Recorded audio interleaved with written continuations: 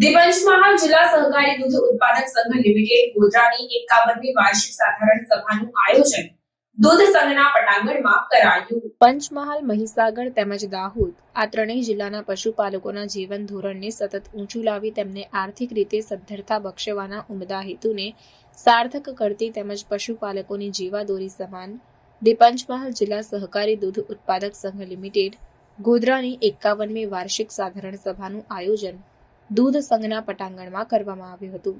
દૂધ સંઘ સંયોજિત દૂધ મંડળીઓના ચેરમેનો, દૂધ સંઘના નિયામક મંડળના સભ્યો હાજર રહ્યા હતા.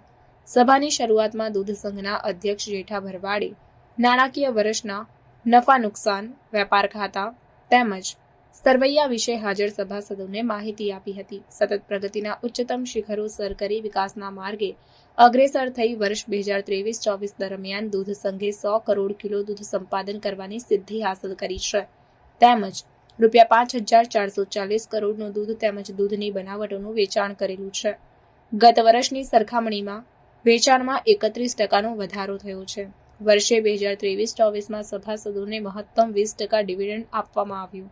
તેમજ દૂધ સંઘે વર્ષ દરમિયાન કરેલી પ્રગતિ તથા આવનારા વર્ષોમાં અમલમાં આવનાર દૂધ સંઘના વિવિધ પ્રોજેક્ટોની જાણકારી આપી હતી. સભાના અંતમાં દૂધ સંઘની અવિરત વિકાસ ગાથામાં સહયોગી તમામ સરકારી, સહકારી, નાણાકીય સંસ્થાઓ તેમજ અધિકારીઓનો દૂધ સંઘના મેનેજિંગ ડિરેક્ટરે હૃદયપૂર્વક આભાર માન્યો હતો.